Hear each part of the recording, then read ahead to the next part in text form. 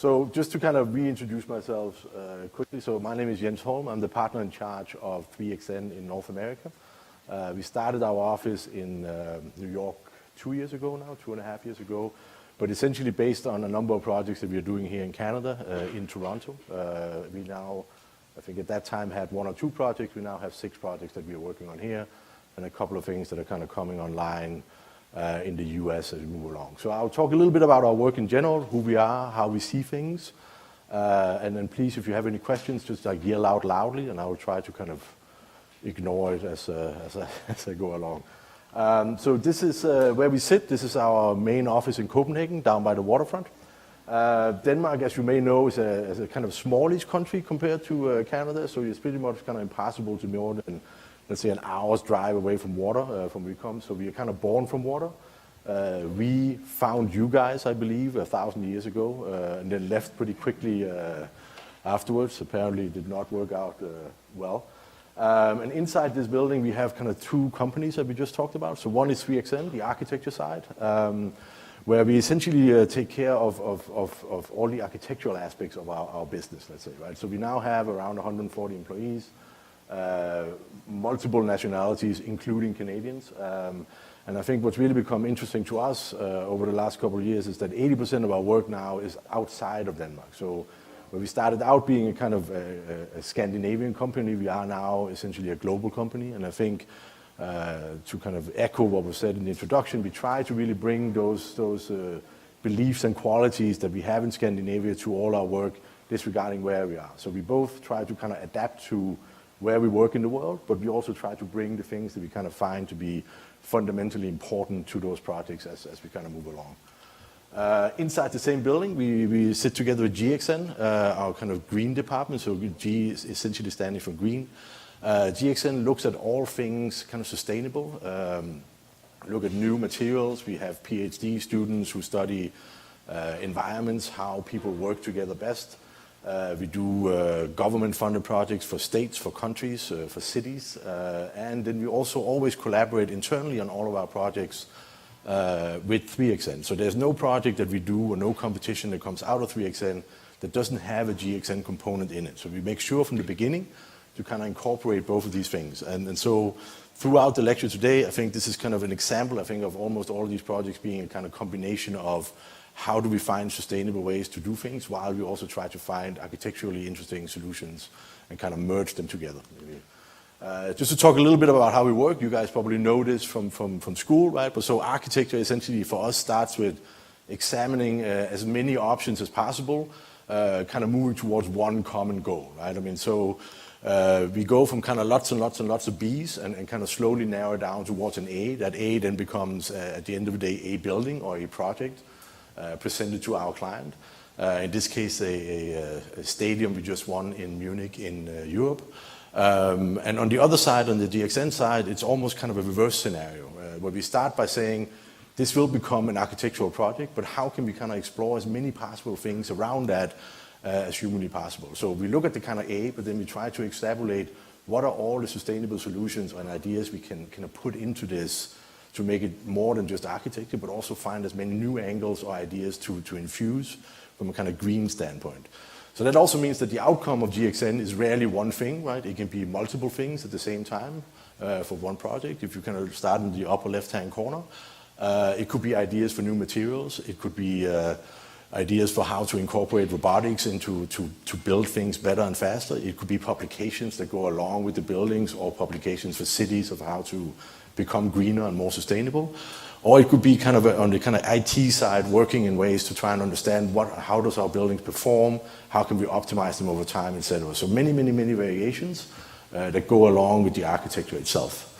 We then take this knowledge, these kind of things that we study, and then immediately kind of share it with the world. So I think one of our philosophies is that while there's a certain aspect of kind of secrecy in architecture around competitions, we have to kind of compete with other people and therefore don't show everything we do. We do freely share all of our research on an almost daily or monthly basis, right? So this is a session in Copenhagen. Oftentimes you can come to the office once or twice a month or once or twice a year and kind of hear what we are doing. We will tell you what we think we found out, and what we've tried that didn't work, and what we've tried that worked. And we kind of encourage everyone to kind of contact at least the GXN side as well.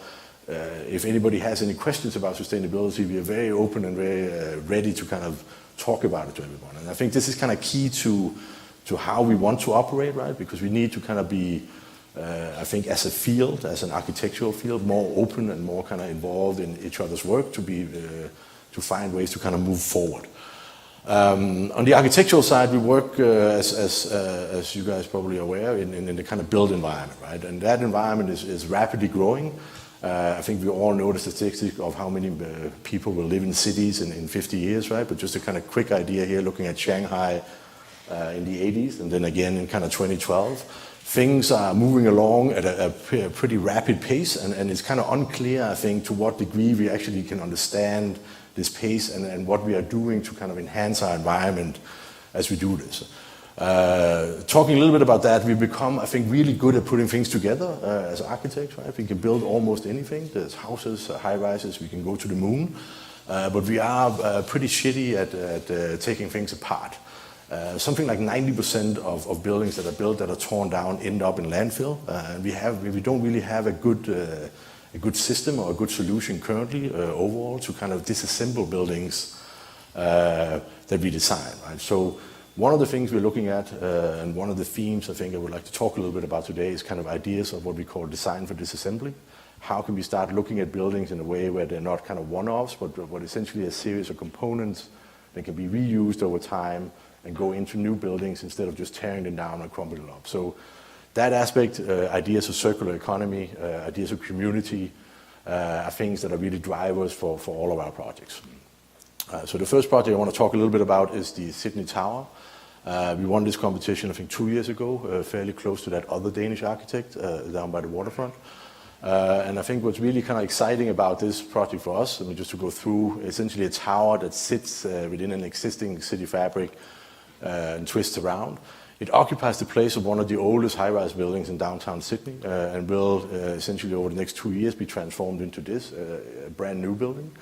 But a building that takes its starting point by not tearing down the entire existing building, but kind of peeling back layers, maintaining something like 90% of the structural elements and cores of the existing high-rise that is there, and then adding and doubling the amount of square foot around it, right? So essentially, a building that becomes brand new, but built on old bones, obviously accommodating or accomplishing, I think, a number of things at the same time, right? So our clients love it because they save lots and lots and lots of money.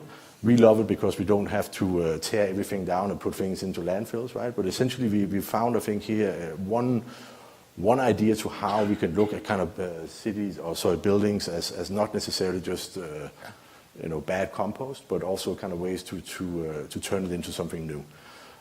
Inside the building, there are also some different ideas of this design for disassembly. The building, as it's designed, has large atrium spaces in each of the blocks as you go up.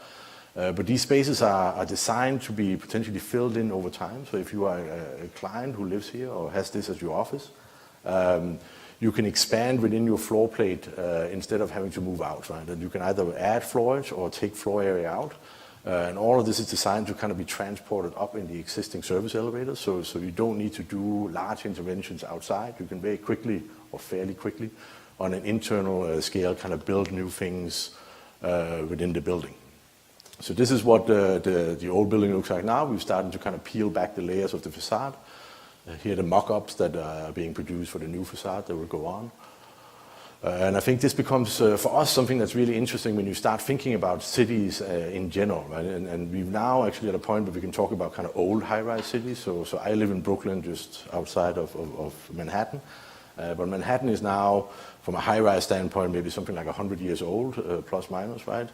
And I think we are now at a time where we need to kind of start investigating, understanding how many of these buildings can be refurbished and reused over time as more and more pressure is kind of put on the land use within Manhattan. Right? So I don't know how closely you guys have followed this, but recently I think it was Chase Bank's headquarters was doomed and will now be demolished, which is on Fifth Avenue in the middle of the city, essentially tearing down a 50-story building to build a 70-story building in the exact same location. Right? And so I should say I know nothing about this project. Maybe it's a completely untenable refurbishment situation, right? But it seems a little crazy to tear down an entire building to build essentially the same building in the exact same spot.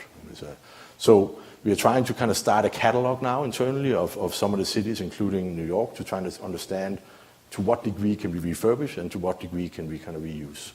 Another project where we are looking at kind of ideas for design for Disassembly, this is here in Toronto, down on the waterfront. 2 office buildings that kind of together will become, I think, the largest timber construction office buildings in North America. And timber has one of the benefits of being essentially kind of a erector system that you can take apart and put together, meaning that these buildings over time can either be completely taken apart or the interior can kind of be reused and set up in different ways. So as you can see along the facade, we're working with a series of kind of double height spaces that allow for different ways of working. The timber construction is set up almost as a grid, kind of saving, and timber, of course, being a kind of fantastic green material in the sense that it embodies a lot of CO2.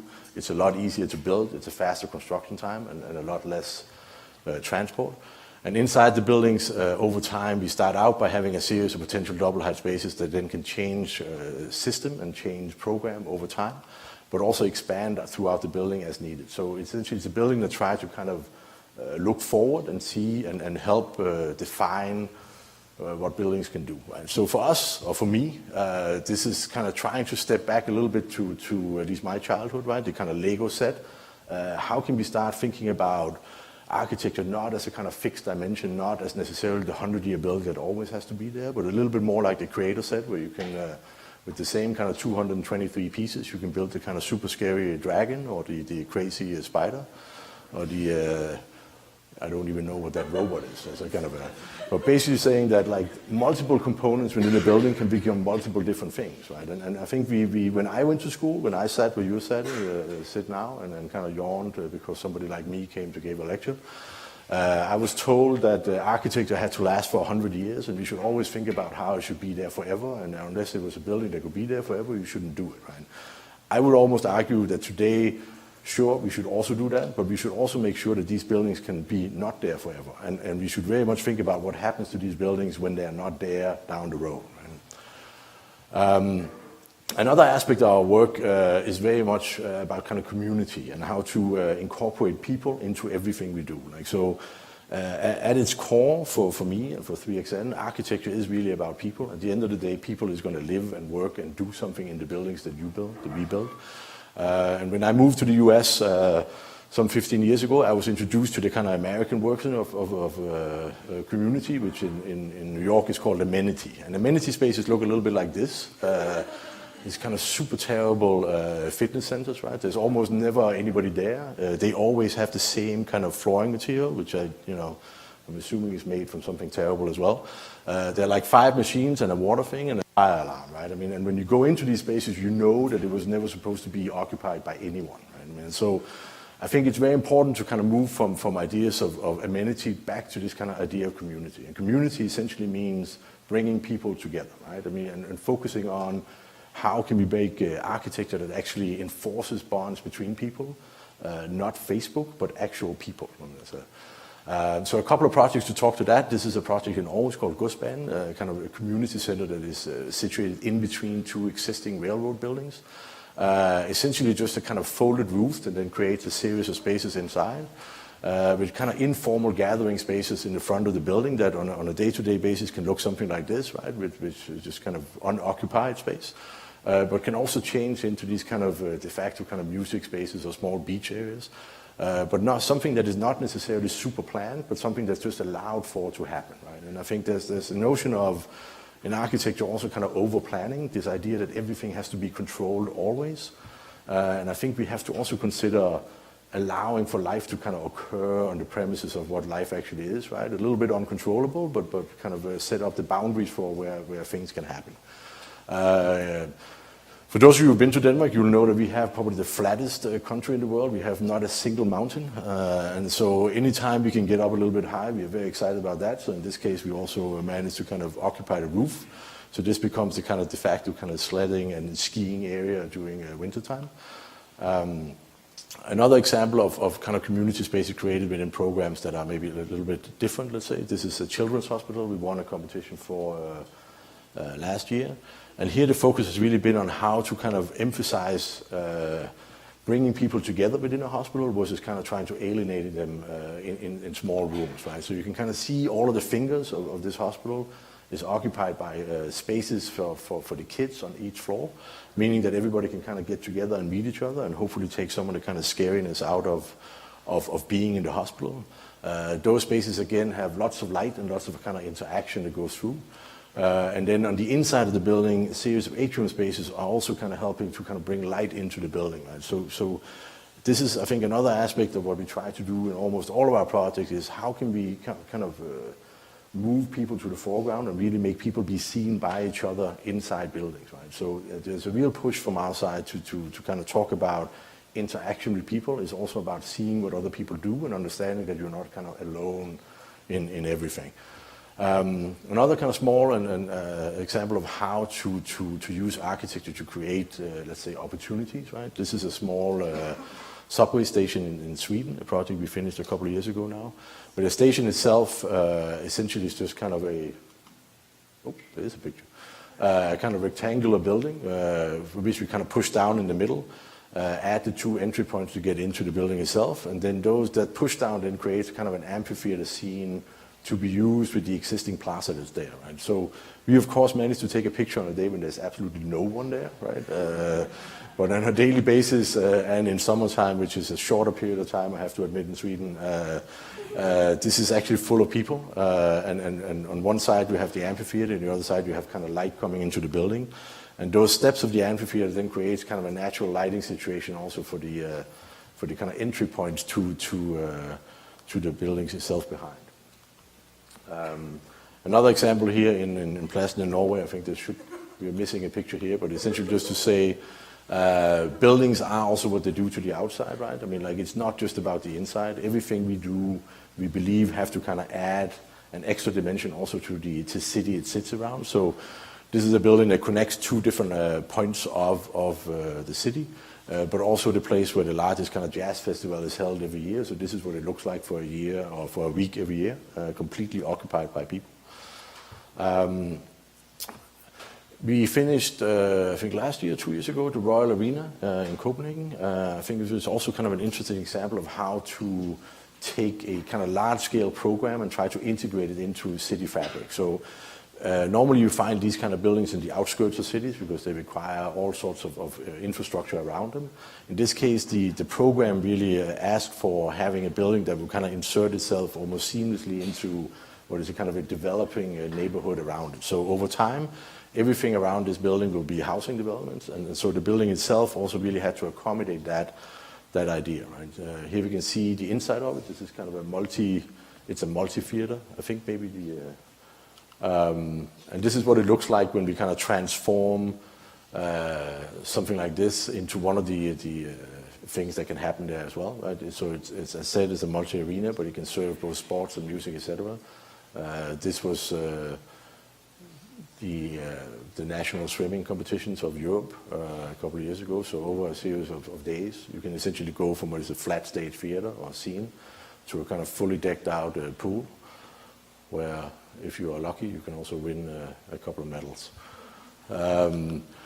It was inaugurated by Metallica. I don't know if you know this, but the drummer for Metallica is Danish, and he, of course, came to do this. So I can also tell you that the sound system works. It's kind of extremely loud, which I think is good, I guess, for younger people. For people who are old like me, it just hurts. And just to talk a little bit about how this fits within the urban context, right? So it's a fairly large program that has to kind of accommodate itself in housing and development. So essentially we start by kind of raising up a podium, carving in on all sides plazas that speak directly to the city fabric around it to make sure that people can interact with the building close by or close up, activate those plazas, allow people to come up also on the second level, and put programming in the base that makes sure that you can actually be there and then want to be there and sit around it. So the building itself actually gives back to the city a number of kind of public plazas, as you can see here in the plan, on all sides of the project, right? I mean, and so I think this became kind of key to the understanding of how we wanted to approach this, not creating essentially a giant new building that nobody can interact with, but really focusing on how can people get close to it and how can people kind of be part of it. So here you can see it at night, you can kind of see the index, and then again keep in mind that everything around here over the next 5 to 10 years is going to be new development of up to, I think, 6-story housing. Another one of those buildings that you may be familiar with, this is the Blue Planet in Copenhagen, a building, or the kind of de facto Danish national aquarium. This is a building that was kind of born out of the idea of water and the swirling of water. And this is another aspect of how we work and how we think of architecture, is that this was the competition entry. This is what we thought could be an interesting way to deal with an aquarium, kind of centering it around this one entry point and then spreading out. And this is the final project, right? So we really try and say to our clients and the people who invite us to these competitions, what you see is what you get. We really try and build what we try and put out in the world. And I think it's important to kind of to emphasize that I think the downside of competitions are, of course, that you can lose. The upside is that you have an opportunity to kind of show new ideas that you can bring to the table. And if you then win the competitions, that's an opportunity to build something that may not have been done before. Right? So it's a building that looks kind of crazy, but really when you think about the structure of it, it's all kind of just straight steel members, and then something like 12,000 tiles that are exactly the same. So it requires really no special labor to do this building, no special labor to clad this building. So the building itself is actually fairly economic and cheap. It's just once you fill it up with water, it gets kind of extremely expensive again, right? Because giant aquariums are, not easy to find. This is also, I should say, the place where you get the best fish and chips in Copenhagen. So it's kind of like a one-stop shop for all things fish. I highly recommend getting there and doing that. Another project that also kind of focusing on idea of interaction, Ørestadskollegiet in Copenhagen, a school that essentially takes as a starting point to have no fixed classrooms. Everything is kind of an open plan, inviting people again to understand what's happening in the building. So if you look inside, there's this large element that connects everybody, and then the classrooms are set up more or less sporadically around in different areas depending on what class happens, right? So this came about as part of a reform of trying to rethink gymnasiums in Denmark. And I think one of the things we learned from one of these things, and one of the things we generally try in our office to understand, is like when we build a project like this, we go into the buildings afterward and kind of examine what works and what doesn't, right? I mean, so you can see here some of the different learning examples, like that guy lying there on that pillow. He's clearly going to invent something brilliant as soon as he wakes up. But we go in and then we kind of look at what works and what doesn't work in our buildings, right? So we also have to kind of accept, I think, as architects, a responsibility for sometimes the ideas that you sit and you have when you go to school and you really think would be fantastic, maybe they're not fantastic when they're actually built. And we think, and on our end, that it's kind of equally important that we understand what actually happens in these buildings when we're out. So we have PhD students in our office who go out and spend weeks at a time to kind of examine how do people use these buildings, how does it function, and how does it work. And one of the things, of course, we can take for something like this is that these kind of combining staircases with much larger areas really become kind of de facto meeting spaces for everyone, hangout spaces, like a kind of giant water cooler with stairs on it. And these kind of ideas are something we then kind of use and take into other projects as we move along. Like one of those that have a kind of similar idea of interaction is the Olympic headquarters in Lucerne, who's almost done now. I think it topped out this year. These are the competition pictures. So this is what the building looked like when we won the competition. This is the idea for the interior, essentially using the Olympic rings as circulation within the building as a series of stacks. And this is what those rings look like now when they're being put up and built, right? So again, kind of following through, I think, on the concept of the competition to kind of ensure that you really get that idea, that quality of the building out. This is kind of shot through the building process on site. You can see it's in Switzerland because even the building site is super straight and everything is aligned to everything, right? And this is what the building looks like today, pretty much done and ready to kind of go. But again, I would say pretty much the exact same building that the competition promised is the building that's being built and set up. Just a quick detail of the facade. Last year we won the project for the new Sydney fish market. So where the high rise we looked at first were 1 million square feet kind of going up. This is 1 million square feet kind of lying down. So this fish market would replace the old fish market that used to be right next to it here. and it combines a kind of a number of different things and takes into account both a fully functioning fish market, as you can see on the kind of top level there. Let's see if this pointer. Oh. I feel like every time I touch this, something goes. On the top there, you can see all the fisher boats still come in and kind of unload the fish. On the lower level, you have all things fish happening, fish auctions. This is where all the restaurants go to buy their fish. This is where fish is sent out to the rest of Australia. Then on top of that, a layer of kind of public functions, essentially a marketplace of restaurants, of museum space and interaction spaces. And all of this kind of is lifted up and then creating kind of promenades that connect two sides of the city. And when we started thinking about this, we wanted to kind of examine how both the kind of old fish market looks like the existing fish market, which essentially is about a guy coming in with a boat, unloading his fish and putting that on a truck, and then what the new fish market really could become as a kind of destination for people in Sydney and also in kind of that region as a whole. I think the estimate is around 5 million people, 5 to 7 million people will visit this market every year, which is more or less the same number as the Tate Modern in London, right? So there's a real kind of pressure on making sure that this functions both as kind of a tourist attraction, but also as an actual workplace where people can get stuff done. And one of the kind of inspirations for the fish market was this place, the main square in Marrakesh in Morocco. I think if you ever have an opportunity to go, I think one of the most fantastic places on the planet. This is what it looks like during the day. It's kind of a combination of small stalls. There's kind of some snake charming thing going on. You can buy a remedy for wherever things hurt. The stories are being told. People are hanging out. And then it changes to the kind of kitchen of the city at nighttime and feeds everyone who's there, right? So this is essentially the de facto living room of the whole city. Everybody goes here. Everybody interacts here. And it changes on a kind of 24-hour basis throughout the day. So it becomes the kind of the perfect example almost of flexibility, and something we then took to the fish market and kind of looked at and said, how can we create a kind of similar plug and play idea for this market where it can change fairly rapidly so it doesn't have to become static, but within the kind of system we create, all of these different things can happen. And with that, I just want to show you a quick little movie of some of that.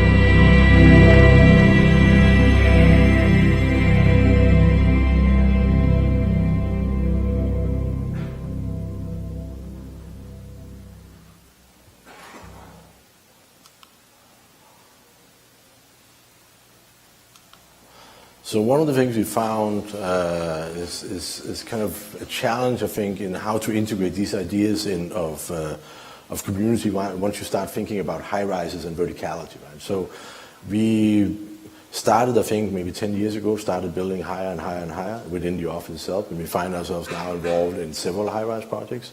And I think thinking about high-rise as a typology is something that actually really requires kind of a new look in some ways, and really trying to understand how can you find ways to bring people together in these types of buildings and these typologies of buildings as well. The first one I want to talk about here is also here in Toronto, at Church and Wellesley. We're involved with a project sitting at the corner of that intersection.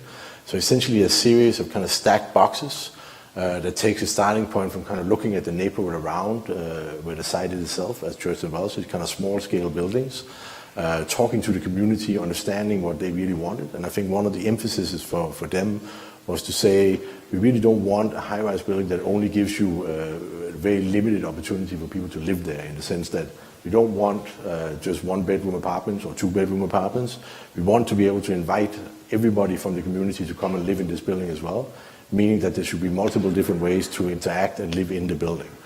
So we kind of took our starting point by looking at the village itself, kind of stacking and mushing that together, and then putting that kind of one by one on top of each other as a series of kind of village elements that were then pulled apart to create layers in between. And here you can kind of see the building, how it kind of lifts up with a series of boxes that get kind of increasingly larger as they move to the top. But those spaces in between the boxes then allow for different ways of thinking about living, and allows for different typologies of families to live there. And I think one of the things that become important with high-rise building is to really find a way to not just cater to one type of person or one type of family, but also allow for spaces where you can have many different ways to kind of set up your life, right? So for us, the kind of ultimate high-rise in some ways become the same as a kind of village neighborhood, right? You should have the crazy cat lady should also be able to live here, and the family with like 9 kids should also be able to fit in, right? So in your hallways, you should be able to meet many different people and not just the same kind of person, right? I mean, so this move by lifting the boxes apart allows us to have these kind of double height spaces on a series of plates, and those can then be used as either townhouses or multi-level apartments, but essentially offering both garden areas and townhouse areas as you move up through the building, but mixing it out through the entire building and not kind of creating it just in one end or the other. This is combined with an idea of kind of opening up the ground level almost entirely and creating kind of places for amphitheaters where people can come and interact and be part of the programming that's happening in that part of the city as it is. But really kind of emphasizing and finding ways to have these kind of high-rises come down and meet the ground in a way where people don't feel like they're alienated, but they can actually be part of what's happening. Another example of how we've approached one of these, this is in Denmark, in Aarhus, the city that I studied in. We are doing a project down here on the very corner on the waterfront. And while we were kind of thinking about how to design this building that should be there, we wanted to try and find ways to invite people to come to the site and start interacting with this area of the city. It's a little bit outside of the center, not that many people go there. So we simply went down and then set up any large number of kind of public planters where you can go and grow your own little garden for free. Essentially saying to people, you can come down here, you can use the area as you see fit, as we kind of keep designing it, so we can start kind of understanding how can we use this area as a whole. And this idea of kind of planters and smaller kind of urban gardens really became the driver for the project itself at the end of the day. So if you can see here, this is the high-rise here on the right-hand side. Down the middle, all these kind of urban gardens are maintained. And then throughout the project itself, it kind of steps down towards your entry point with a series of garden areas as you start coming up in the building itself. So I think this is an example of how the kind of community idea, or building the community idea, then can become the architectural project. And you really kind of take the initiative to reach out and understand what this kind of community needs, and then infuse that into the project at the end of the day. This also has a series of kind of programs in the base all the way around, all public programs. This is what the first phase of the kind of low-rise buildings look like down by the waterfront. One of these 3 buildings is what in Denmark is known as social housing. So I think one of the things we also kind of really try and work hard on in that part of the world is to make no distinction between what is low income and what is high income housing, right? We build them to the same degree of use and with the same materials kind of interacting clearly, so there's no differentiation between the people who actually live there. So this is what the project will look like in a couple of years when it's done. So the final tower, the lighthouse here in the end, and the projects that you also saw that are built down the waterfront. Another project that looks at ways to interact and create communities in a kind of high-rise version. This is down on your waterfront again, Aqua Luna, essentially a residential building that really takes full advantage of these ideas of balconies and terraces, and starts setting up these kind of vertical communities where you can see things that are happening around you as you move down the building. Right? So again, kind of ways to use height to actually introduce you to your neighbor. You can smell who's going to cook what next door, and you can kind of see who's home as you go down, or who's taking a swim in the pool, but all kind of making sure that people get together. So I want to finish this off talking a little bit more about GXN. This is Kasper Gullager. He's the partner in charge of GXN, so the guy who kind of runs the green department. This is one example of what we do there. GXN got a grant to investigate how we could use leftover materials from agriculture and potentially take what is essentially trash and turn it into something usable. So these are all tomato stems, something that couldn't be recycled because they have a portion of plastic involved in growing them. And we found a way to essentially take all of this leftover trash and turn it into kind of building materials, kind of plywood board that we can now use in buildings as well. So this material that used to be kind of paid for to taken away and then burned is now something that the tomato stem guys can actually sell and get money for instead, right? I mean, so this is this idea of kind of recycling, but kind of taking it to a little bit to the upcycling stage of things, right? So thinking about trash, not necessarily as trash, but something that can be used and really kind of have an impact on the world as you move along. In GXN, we are looking at both small and big ideas. I think here's one version of, we talked about design for disassembly. We're looking at kind of concrete assembly that can be bolted together, so we can also disassemble this and it doesn't have to become landfill down the road. The same thing with concrete panels. They can kind of be hinged together and also then taken apart. And we've kind of sent people into some of these concrete factories that we're collaborating with and put RFID chips into these concrete elements, meaning that you can now kind of walk through or potentially walk through your building and kind of get a reading on how many panels do you have in your building. And if you want to sell your house, it's really not just the house you're selling, but also the ability to kind of reassemble all of these panels and put them together in new forms and shapes as you go along, right? So I think this brings kind of a new way of thinking about architecture, not just as kind of a single element, but actually how many elements go into it. And this is back to that Lego set, right? We kind of our dream is now coming through. That you can really reuse things and not just throw it out in landfill. So for me, this is probably the sexiest image of the lecture, right? I mean, this is what gives me real hope. We also have gotten grants to work directly with robotics to understand how robotics can help us kind of create new ways of building and faster ways of building, or work with complex forms in building. We're testing this out in the office recently to kind of see, just as a kind of test case, how to make formwork for potential concrete or other that go together, but with a much lighter footprint in terms of material you need to use. You should not get too close to this robot, I can tell you. We've tested that out too. It's extremely hot and dangerous. We are working also a little bit kind of into the future and trying to understand what does it mean when you really deploy robotics in a different scale. So we've looked at how, with a small grant as well, how can you take technology as existing today and potentially deploy it as ideas for dealing with problems like resiliency. So in this case, you throw a couple of robots into the sea and they will start kind of building up natural sediment layers that can protect our waterfronts from larger waves coming in. So you can create natural barriers underwater by literally kind of having these guys work around the clock. Similarly, obviously in cities, you can kind of have them take care of maintenance of the buildings that we have there. But again, saying that this is all very feasible stuff. It has not been done yet, but that's not because the technology is there or is not there. It's just because we haven't gotten around to it yet. I can tell you that I spoke to a guy a couple of days ago who's now test flying the first of the kind of free-flying cars in Australia. So we are 5 minutes away from really kind of having that car that flies. And they're building the first kind of stations for that also here in the US to kind of test and see how do they land, how do they go away. So we are, I think, where we can actually do a real impact if we deploy technology smartly and kind of think of it as a kind of environmental solution as well.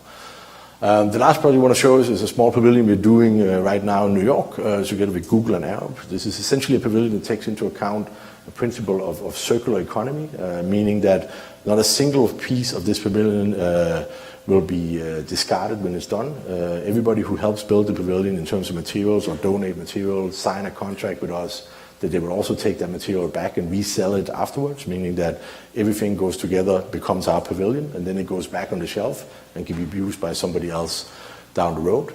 The pavilion itself will function as a kind of a display case for materiality, but also a place for lectures to go where you can kind of understand how circular economy works.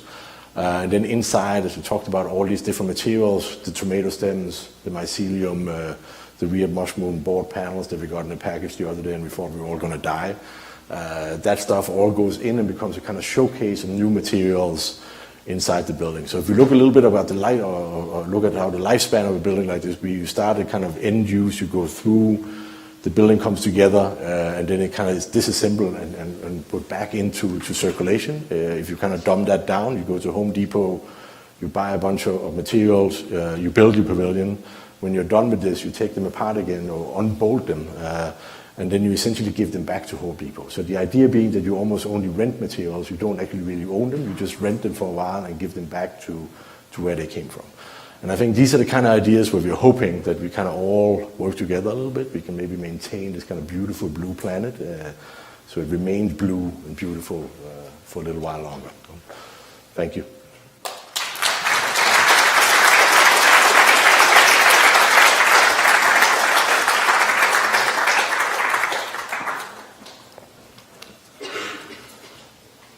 Does anyone have any questions? So no questions at all. That's good news.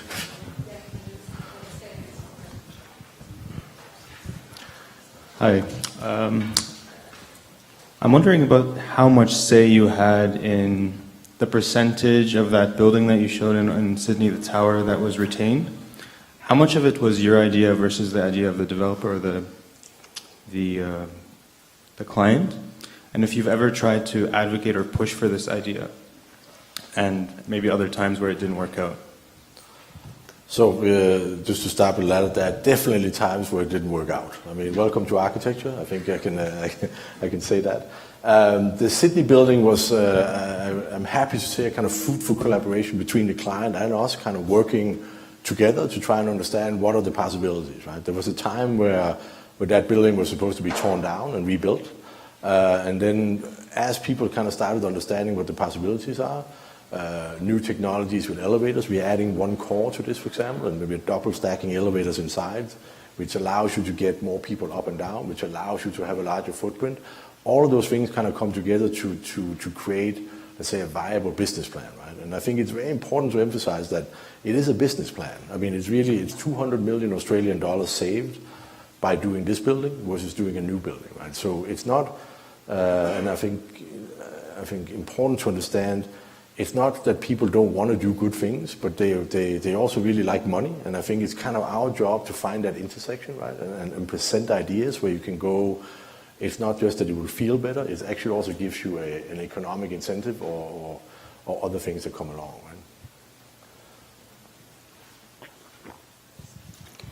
right? Thank you for your presentation. I was wondering what infrastructures need to be put in place or perhaps are already being put in place to make design for disassembly something that can be feasible. And have you had any of your buildings be disassembled yet? Yeah. So I think the answer is that I think a lot of those infrastructures are in place to some extent. I think it requires, like, for example, if you talk about timber construction, right, it's almost a kind of natural aspect of putting together timber that it's bolted and assembled in a way where it can also be taken apart. when you talk about concrete, it's a completely different animal, right? Because it's a cast thing, and I think the closest we really are right now to do that on a larger scale is kind of prefab construction, which is something that happens almost always in Europe, right? But very, very rarely here, in my experience at least. And I think prefab starts giving you, I think, the opportunity to also take that one step further to do the disassembly aspect of it, right? Because once you can control the environment you build in, to put together the elements in, I think you are much better off than when you're standing outside in the rain and trying to get kind of, two things to fit together, and you really just want to go home, right? I mean, so I think we are close to achieving that, but it does require, I think, a shift in the kind of construction aspect of things. I think there's hope there, right? I think there's a lot of companies who's looking at this, both because they can make money of it, both because they can say to their clients that we are thinking in a kind of green and sustainable way, but also because over time there's simply just not enough material around, right? We only have so much earth to dig out, or so much soil to deal with, right? So now is kind of the time to step into this role, and I think there's a bunch of companies, including the ones we looked at today, right, that really embrace that and try to look at it. But it's not entirely there yet, but it's kind of coming. And then to answer the disassembly question, none has been disassembled, right? I would take that as a kind of positive aspect, that people want to keep our buildings in that sense. But I would also say it's maybe maybe only the last kind of 5 years or so that we're really trying to kind of use this. Timber construction is weirdly fairly new again, right? It used to be the only way that humans could build, then it went away for 1,000 years because we found a stone and thought that would be cooler. But now it's kind of back around, right? And I think the focus now is really on how can we also reuse those components as we go up and build things.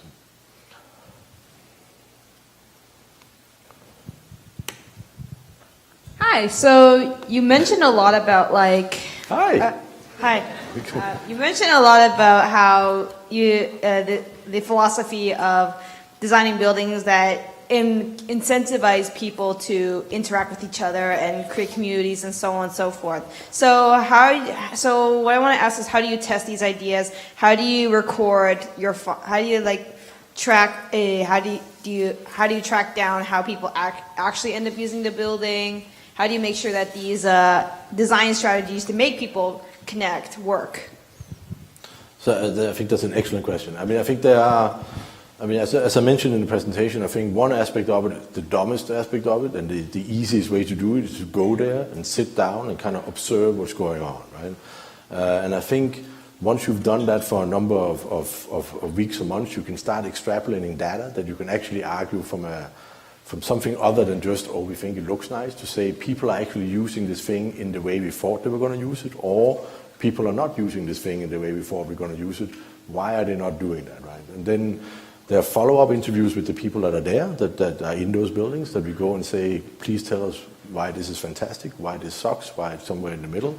And then you kind of keep adding, I think, those ideas into the kind of vocabulary, or for us, the vocabulary that we use, right? So with Ørestads Gymnasium, for example, which I think is a really good example of that, we now have, I think, 10, 15 years of data of how people use it, right? So initially it was a gymnasium, I guess high school here, maybe, or something similar, designed for around 800 people, or 800 students. But due to the flexibility and the way everything can be used in different ways, they're now possible for them to accept, I think, 1,200 or 1,400 students.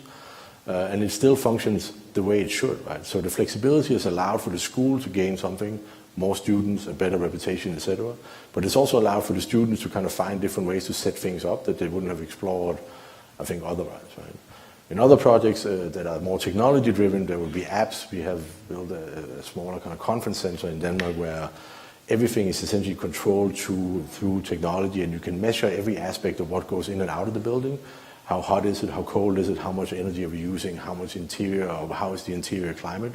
And all of that data is then collected to kind of see, is this panel that we thought would be really good for interior climate actually really good for interior climate?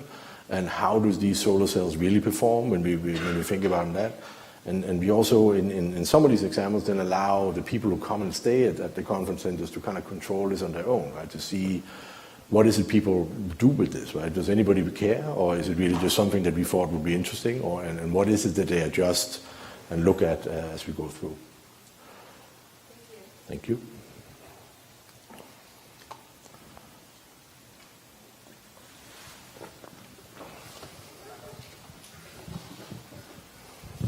Hi. I had a question kind of about how you have so many international projects and there's this like large focus on the community in each one of them, and I'm just wondering whether kind of the interface with that community is something that you focus on as a practice, and whether you spend time kind of talking to people in all these different kind of international locations.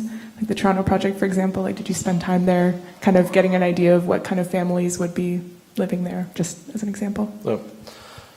So I think that's also kind of fascinating, right? Because I think in New York, at times when you do projects in New York, community meetings are seen essentially as this kind of terrible one moment where you have to meet the public. People will throw stuff at you and then you go away and then somebody's going to build their building, right? I mean, and I think our philosophy is really to kind of be very open and very straightforward and kind of transparent about how we design things. So just talking through as an example, the kind of high-rise in Church and Wellesley.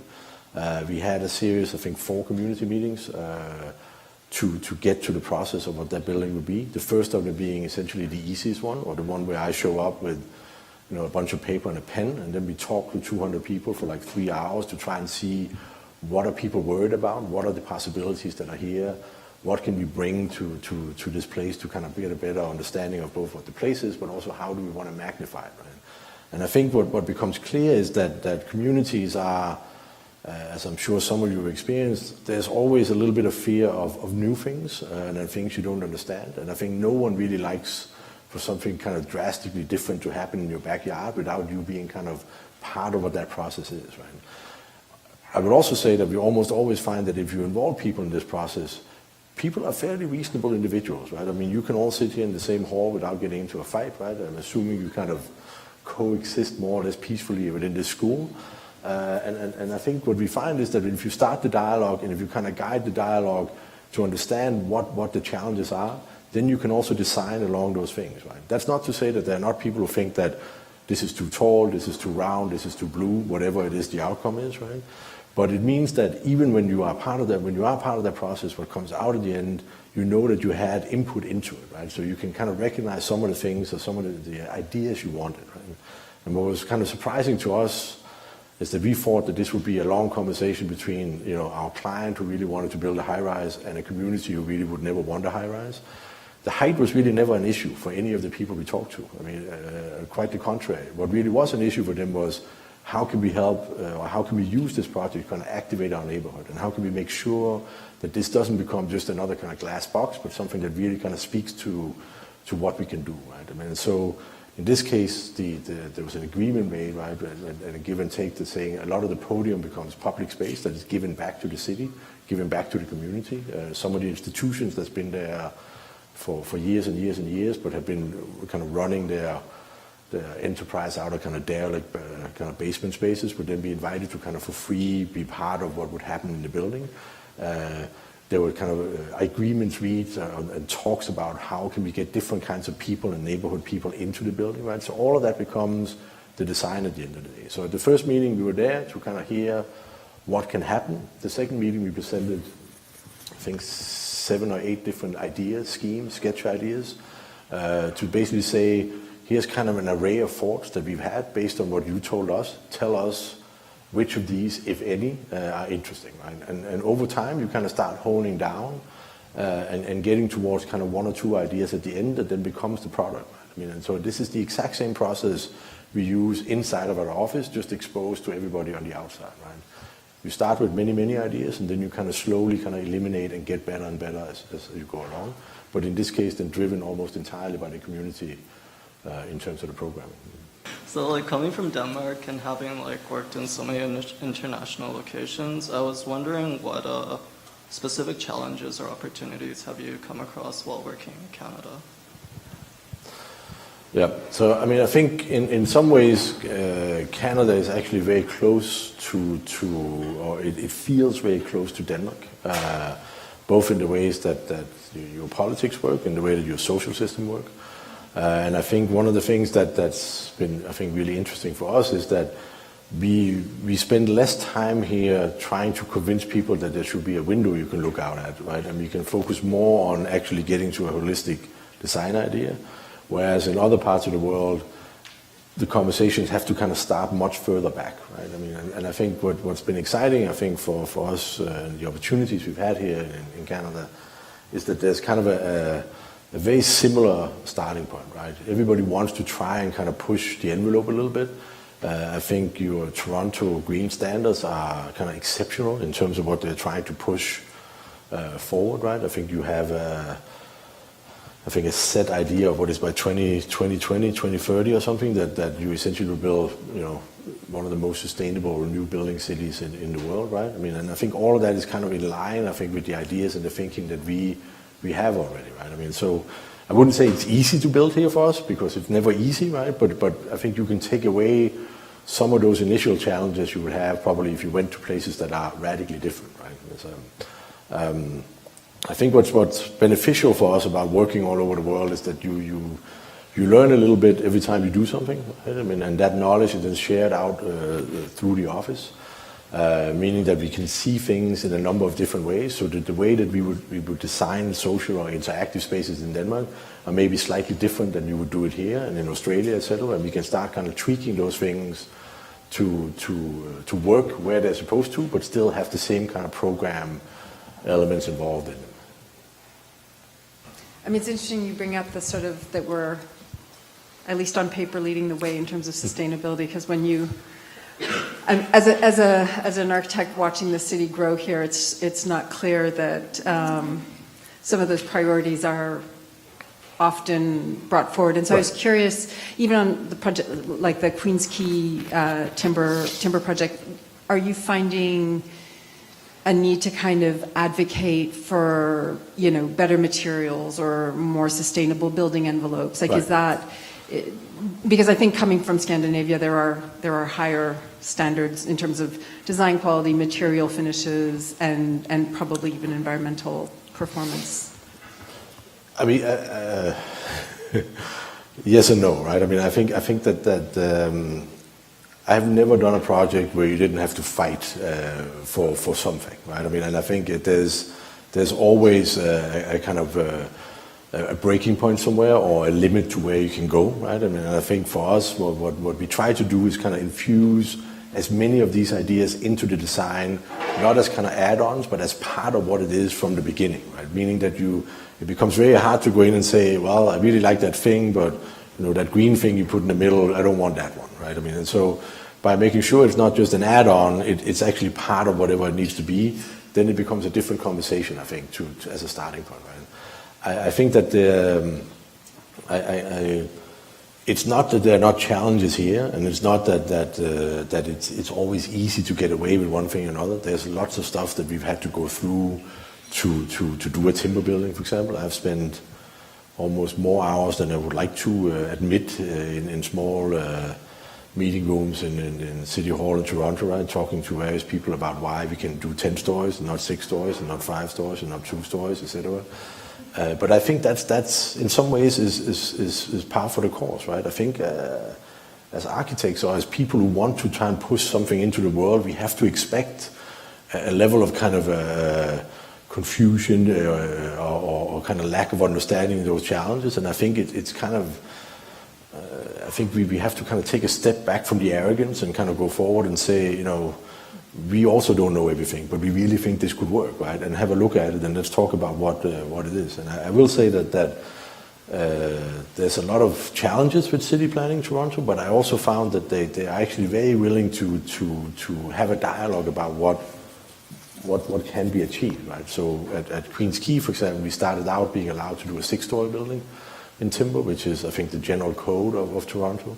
Then it became 8 once we could kind of prove that, you will not die more from fire by doing this than you would otherwise, right? I mean, and then it became 10 stories once we could kind of prove that we can deal with certain other scenarios, moving back and forth, right? And I think there has to be, an understanding in architecture, in life in general, right, that like every step is something that kind of helps going a little bit in the right direction, right? I mean, there was like a long time ago we approached in a very different scenario setting by a client who propose doing a museum for all the people who didn't make it. I mean, all the people who did just a little bit to make sure that Christopher Columbus could actually get on that boat, or that guy could actually go to the moon, right? Because nothing happened just by one person doing something, right? And I think we have to assume that responsibility is a little bit, not as kind of arrogant lecturers, but as people who kind of put things into the circulation of stuff, right? And then see what can we do and how can we move it forward.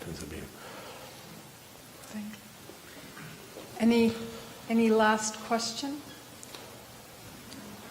No? Okay, well, thank you. Oops. Thank you so much. It was Thank really wonderful to see the range of work and the kind of different enterprises that the firm is involved in. Thank you. Thank you.